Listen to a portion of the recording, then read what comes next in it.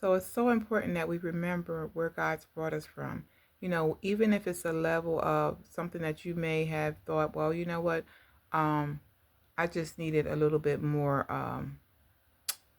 peace. I needed a little bit more,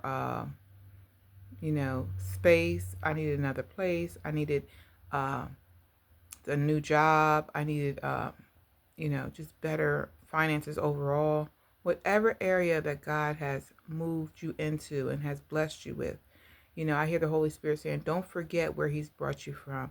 It's so easy for us to really forget a lot of times where God's brought us from.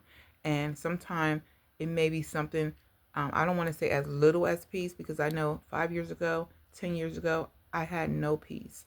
And so now God has brought me to that place of peace.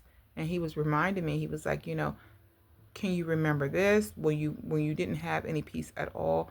And peace is one of those things that you can't bottle up. It's no way that you can put a measurement on it or money on it. It's one of those things that is needed in this life.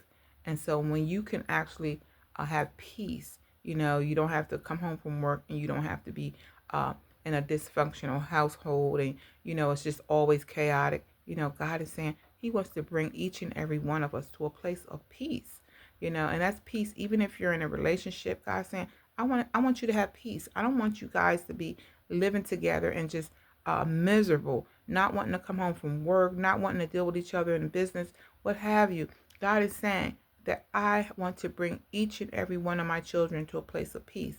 And I think that sometimes with peace, a lot of times it's not, it's looked over. Of course, we see it and we're dealing with it, but when we actually get there and we actually have peace, and we actually can truly say, I have now peace, God is saying, don't forget where I brought you from, and be grateful and give Him thanks for that peace.